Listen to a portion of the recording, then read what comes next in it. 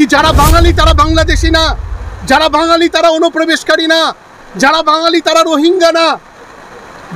ভারতবর্ষের মধ্যে একটা রাজ্য আছে তার নাম পশ্চিমবঙ্গ।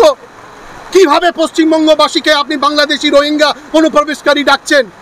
আমি আবার বলছি, আবার আমার দাবিটা বলছি কি যেভাবে উত্তর পূর্ব ভারতের মানুষকে চীনা ডাকলে জেল হতে হয়, সেভাবে বাংলাভাষী ভারতীয়কেও যদি বাংলাদেশি ডাকা হয়, রোহিঙ্গা ডাকা হয়, অনুপ্রবেশকারী ডাকা হয়, তার এগেনস্টে দেশদ্রোহী মামলা দিয়ে তাকে অ্যারেস্ট করা হোক, এই দাবি আমি ভারত সরকার থেকে তুলছি। আমরা দেখলাম যে উড়িষ্যায় সরকার পরিবর্তন হওয়ার পরে এই প্রবণতাটা আমরা দেখতে পাচ্ছি।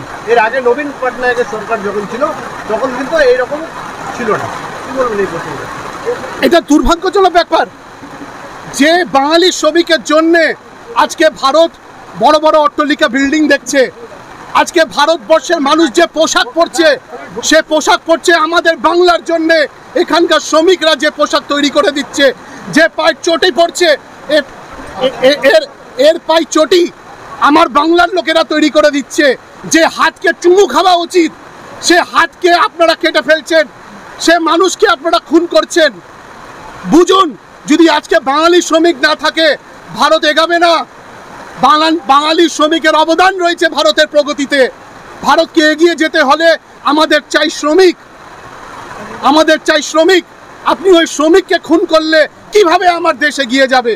আবার আপনি বলেন কি আপনি দেশভক্ত, এই আপনার দেশভক্তি? আপনি তো দেশের প্রগতিকে আটকাচ্ছেন, দেশের মধ্যে বিভেদ সৃষ্টি করছেন। এটা আর কতদিন চলবে? বাঙালি হিসাবে কেন আমরা নির্যাতন বারবার শিকার হব অন্যান্য রাজ্যতে গিয়ে? আগে আমরা বুঝতাম রাত্রির বেলায় বাড়ি ঢুকে এই তোমার আধার কার্ড দেখাও, এই তোমার এটা দেখাও, এই তোমার ভোটার কার্ড দেখাও।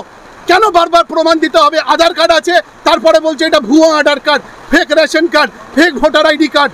এই সব এক রকমের প্রচারের জন্য আমি ওই প্রচারটাকে দায়ী করি। যে প্রচার, যে প্রপাগান্ডা চালাচ্ছে এই ডানপন্থী কিছু চরমপন্থারা, ওই প্রচারের কারণে আজকে বাঙালিদেরকে নির্যাতনের শিকার হতে হচ্ছে বিভিন্ন রাজ্যতে। দেখুন, আপনারা জানেন প্রথম দিন থেকে রাজ্য সরকারের পক্ষ থেকে পরিবারের পাশে দাঁড়ানোর জিনিস আরম্ভ হয়েছে। প্রত্যেকটি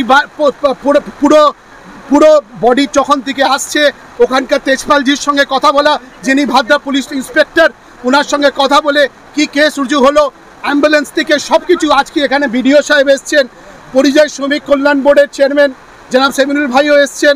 আপনারা দেখবেন ওনারা এখানে কি আলোচনা করছেন, ওনারা আপনাকে জানাবেন। কিন্তু রাজ্য সরকার, এতটুকু জানি, রাজ্য সরকার বাঙালির পাশে দাঁড়িয়েছে, রাজ্য সরকারের পরিবারের পাশে দাঁড়িয়েছে, সেটা আমরা দেখেছি। কিন্তু যারা ন্যায় বিচারের জন্য আন্দোলন করছে, আমি হাত জোর করে আপনাদেরকে অনুরোধ করছি, এই ন্যায় বিচারের লড়াইও আমাদেরকে লড়তে হবে।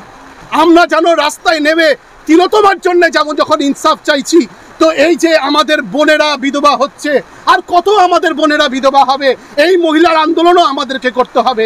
কেন খুন হয়েছে পুরুষ, কিন্তু একটা মহিলা বিধবা হয়েছে, একটা মহিলার ছেলে মারা গেছে, এইটা ভাবুন। এবং ওনার একটা ছোট মেয়ে, 2 বছরের মেয়ে, ও এতিম হয়ে গেল। এই মহিলাদেরও ইনসাফ আমাদেরকে রাস্তায় দাঁড়িয়ে চাইতে হবে।